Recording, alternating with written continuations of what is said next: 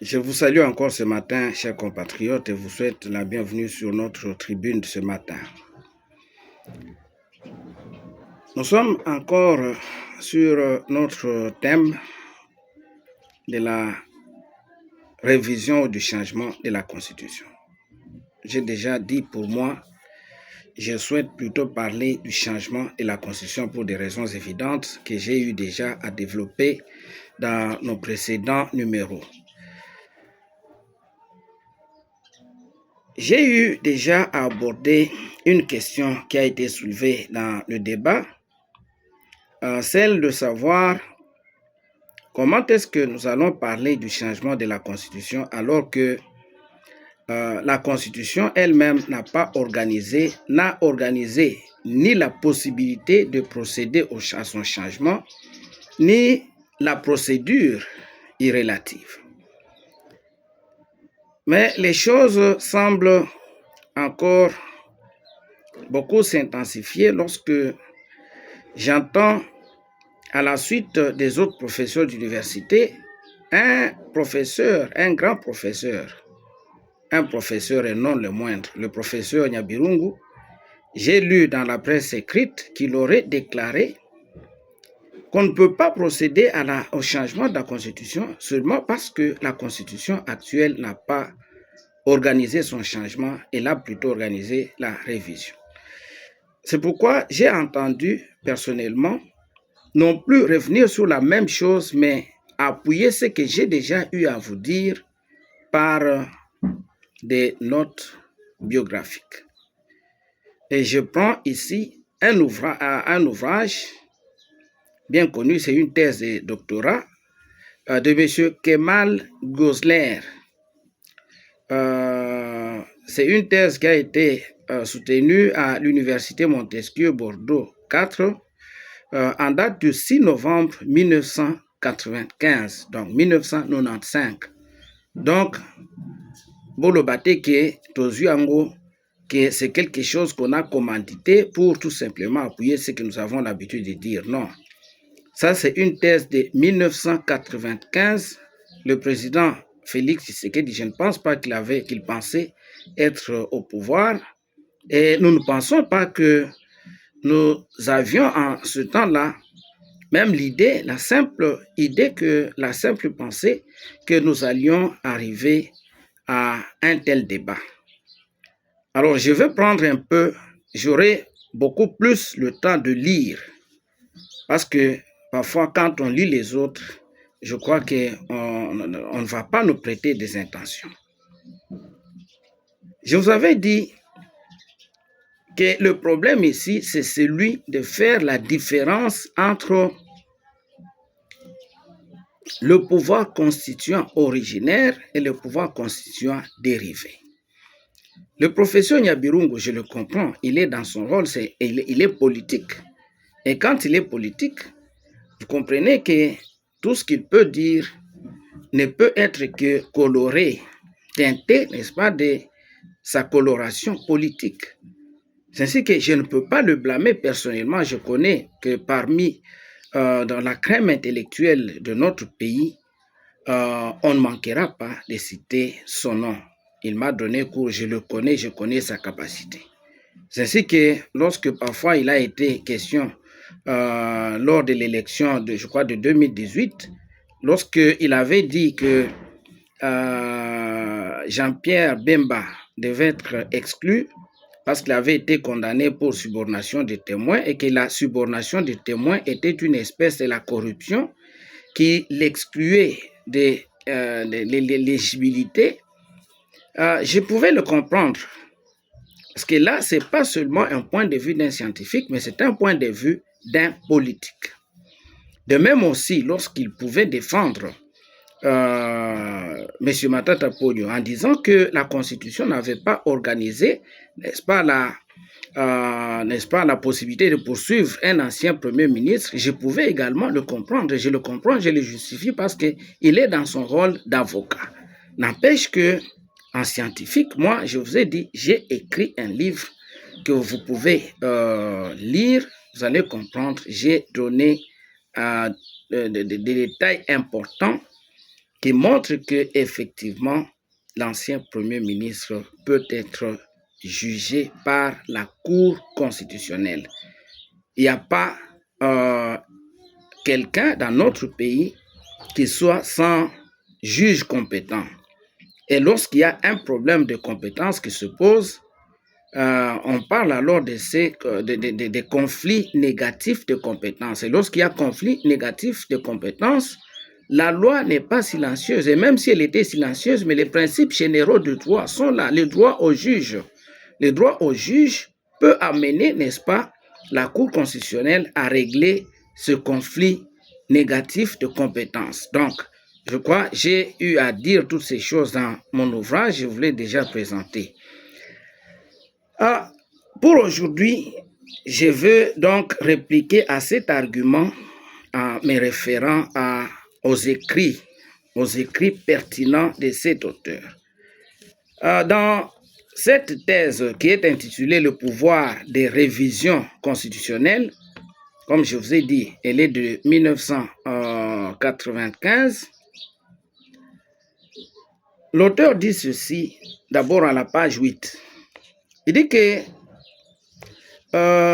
il sépare, il distingue, et en passant, cette thèse, vous pouvez la voir avec les indications que je vous ai données là, Kemal Gosler, le pouvoir des révisions constitutionnelles. Elle a paru dans la presse universitaire de Septentrion en 1997. Elle est publiée et elle est aussi sur Internet. Si vous tapez seulement Kemal Gosler, le pouvoir des révisions constitutionnelles, vous allez voir, vous pouvez télécharger gratuitement cette thèse et vous pouvez lire.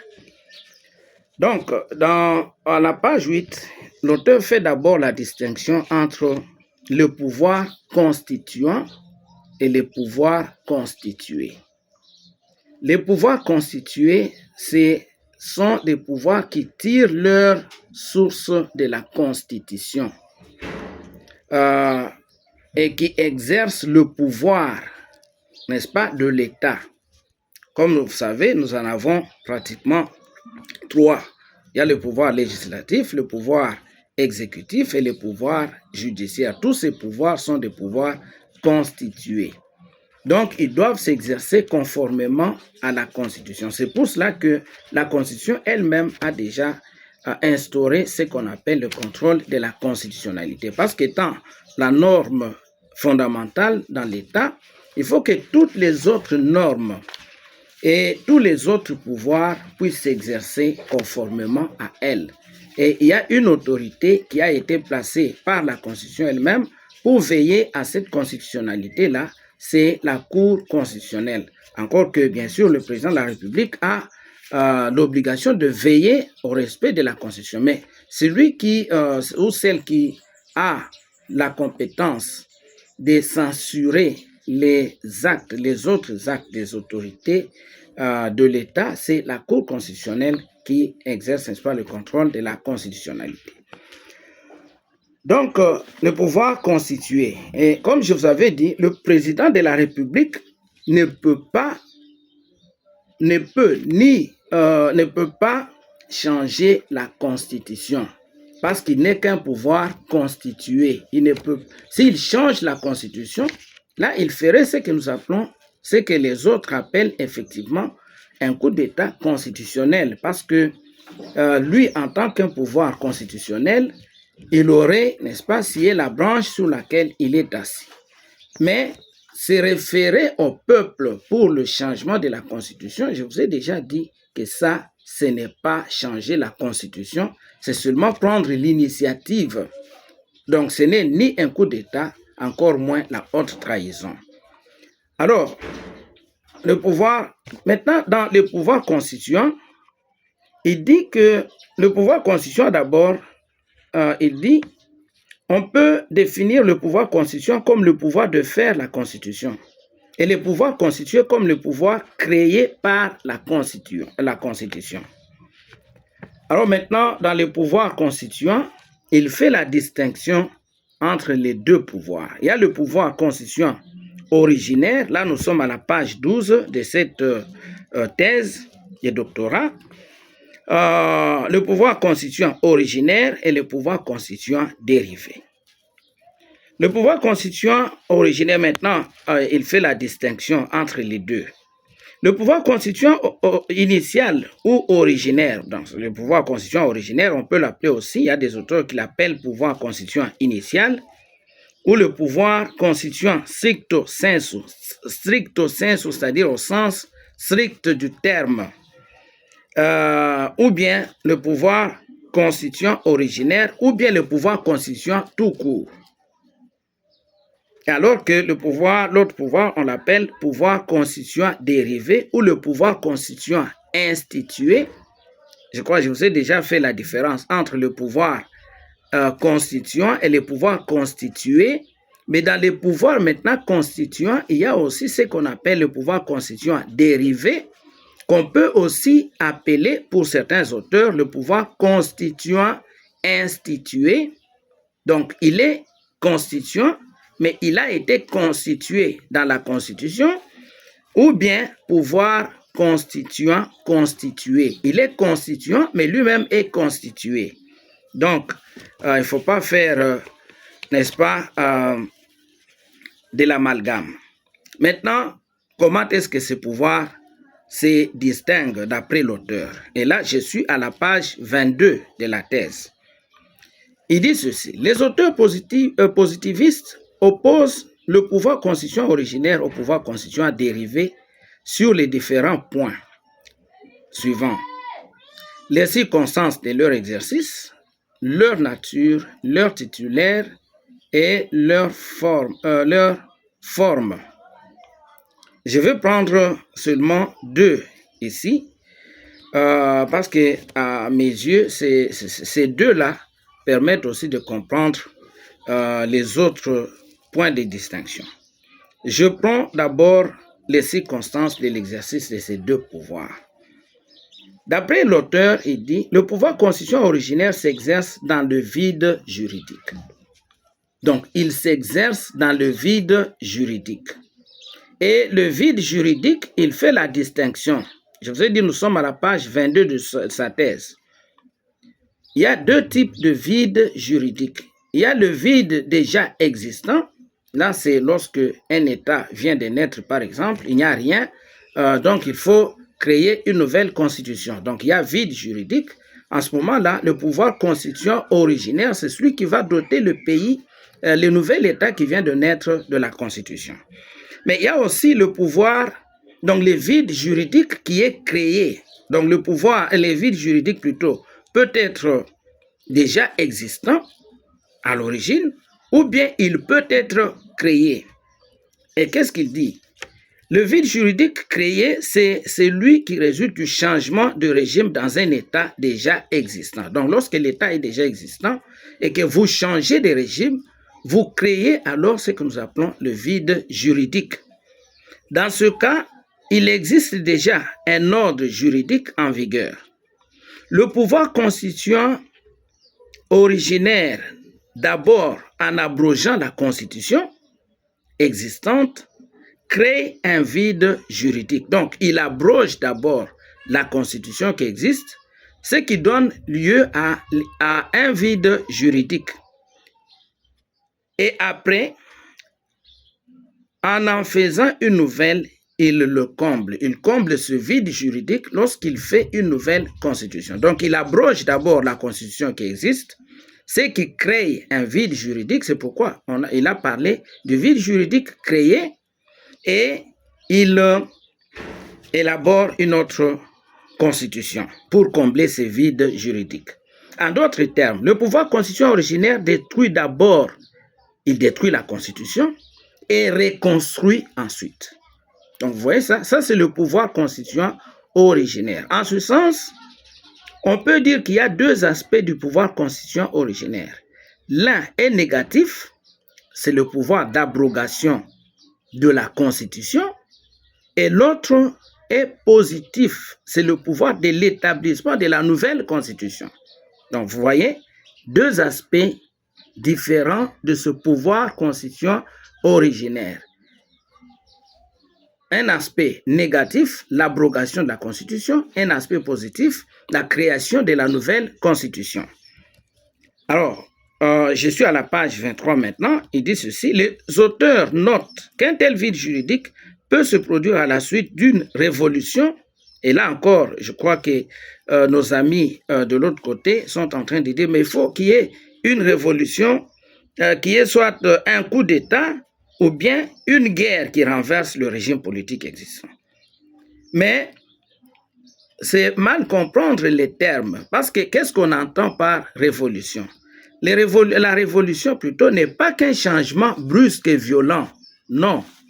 La révolution peut aussi venir par des moyens pacifiques. Depuis la lutte de Martin Luther King, il y a un courant de pensée qui parle aujourd'hui d'une révolution, une révolution qui n'est pas violente, une révolution pacifique.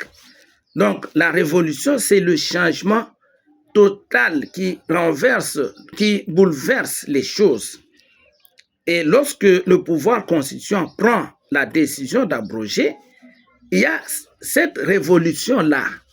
Donc, cette révolution, et lorsque la Constitution n'arrive plus à remplir, à jouer son rôle, cela peut amener le pouvoir constituant, n'est-ce pas, pour le bien de la population, pour le bien du peuple, c'est le peuple lui-même. Il trouve que la Constitution n'arrive plus à résoudre les problèmes. À ce moment-là, il peut intervenir. Il est évident que cet acte d'abrogation n'est pas prévu par la Constitution. Et ça, c'est très important parce que c'est là la réponse, n'est-ce pas, à ce qu'a dit le professeur Nyabirungu. L'auteur dit, nous sommes à la page 23, ne l'oubliez pas, allez lire. Il est évident que cet acte d'abrogation n'est pas prévu par la Constitution abrogée. Donc la Constitution que nous abrogeons ne prévoit pas son abrogation, ne prévoit pas son changement. Cet acte d'abrogation n'est pas prévu par la Constitution abrogée. En d'autres termes, l'acte d'abrogation de la Constitution ne repose sur aucune norme juridique préexistante. Donc n'allez pas chercher la règle qui autorise le changement de la Constitution, dans la Constitution même que nous entendons abroger. N'allez pas chercher cette règle dans la Constitution. C'est ce que l'auteur est en train de dire. Par conséquent, il n'est pas juridique, il est politique. Donc, je crois qu'il faut le comprendre une fois pour toutes. Après avoir abrogé la Constitution en vigueur, dans la seconde phase, le pouvoir constituant originaire établit une nouvelle Constitution. L'établissement de cette nouvelle Constitution n'est pas réglementé par l'ancienne Constitution. Ça, c'est l'auteur. Nous sommes toujours à la page 23. Donc, l'établissement de la nouvelle Constitution n'est pas réglementé par l'ancienne Constitution. Autrement dit, l'acte de l'établissement d'une nouvelle Constitution ne repose sur aucune règle juridique préétablie. Par conséquent, il n'est pas juridique. Donc, c'est ainsi que j'ai négligé, n'est-ce pas, l'aspect de la nature juridique du pouvoir constituant originaire, parce qu'il dit que ce pouvoir-là n'est pas juridique. Donc, il n'a pas une nature juridique.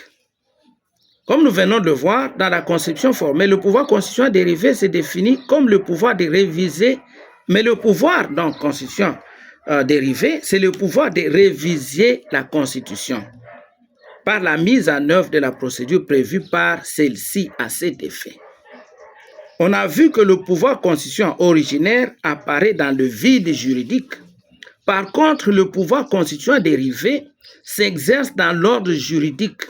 En d'autres termes, le pouvoir constituant dérivé suppose une constitution en vigueur. Cette supposition résulte de la définition même du pouvoir constituant dérivé, et cela à deux égards. Premièrement, le pouvoir constituant dérivé se définit comme le pouvoir de réviser la Constitution, c'est-à-dire l'on suppose par définition même qu'il existe une Constitution à réviser. Deuxièmement, le pouvoir constituant dérivé est celui de réviser la Constitution non pas par n'importe quel moyen, mais par la mise en œuvre de la procédure prévue par celle-ci.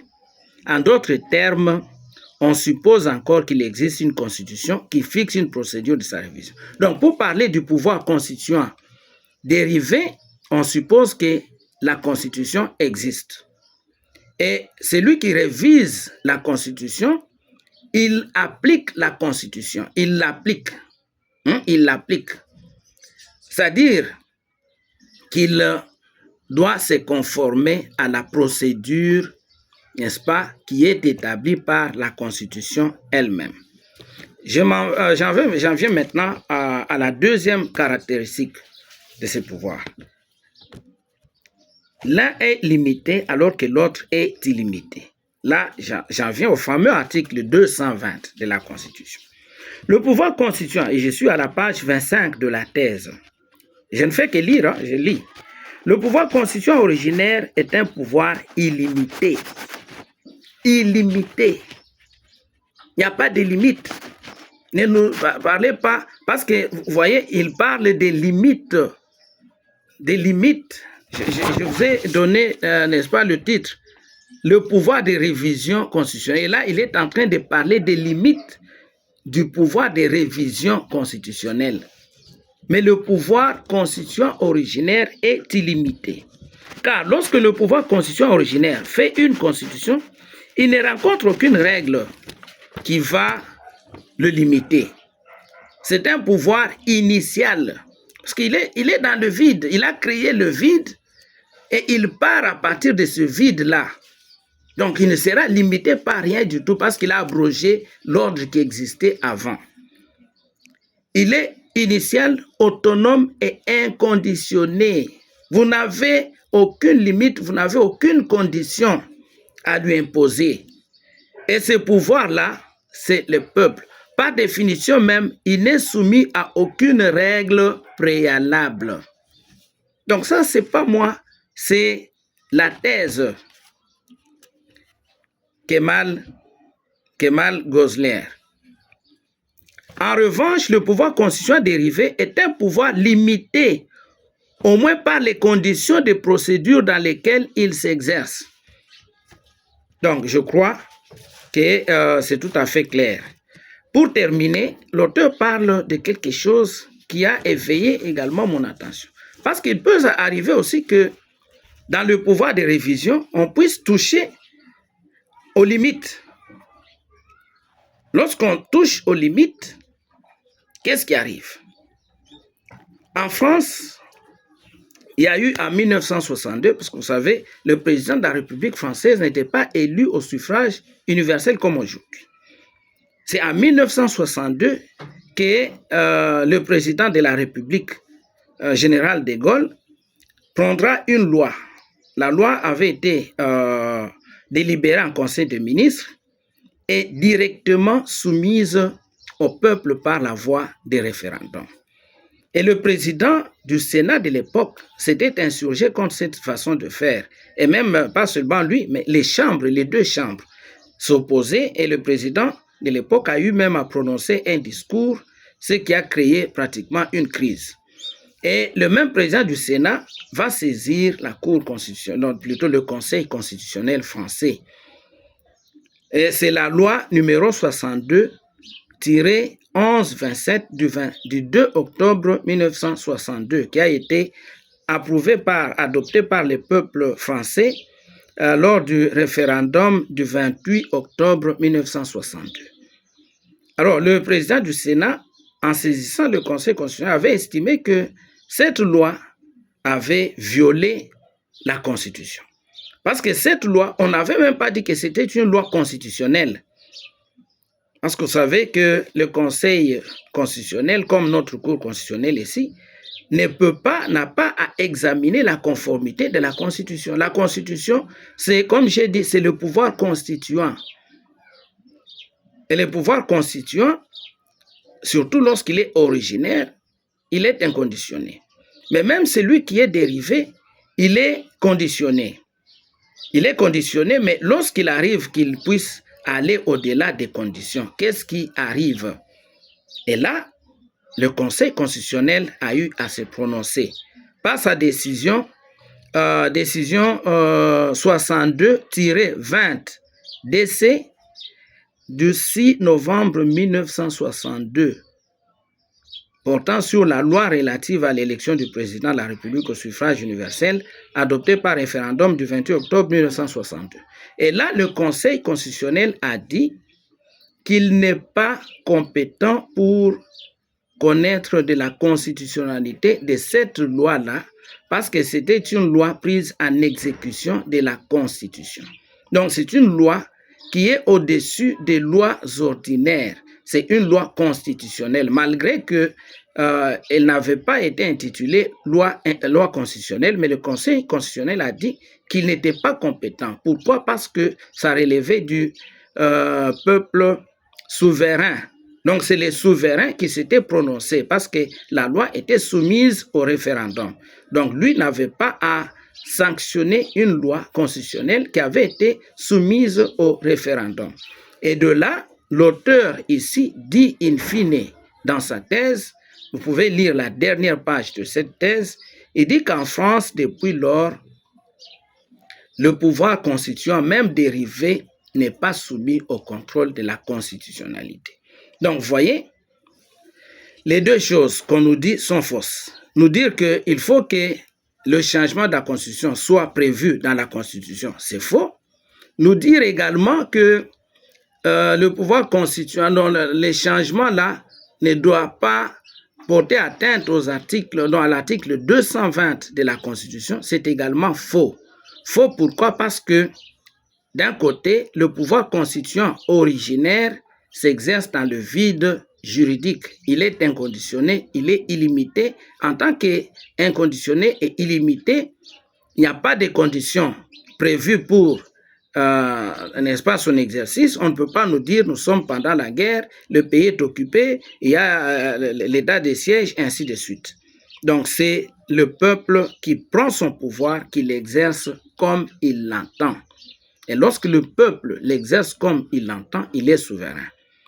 Donc, je crois que nous avons, je vous ai dit, nous donnons, n'est-ce pas, comme mission d'élaguer tous les malentendus, toute l'obscurité qui est entretenue de manière voulue ou pas, ou inconsciente, consciente ou non, n'est-ce pas, qui peut, donc, sur cette question, embrouiller de telle sorte que le peuple ne se prononce qu'à bon escient.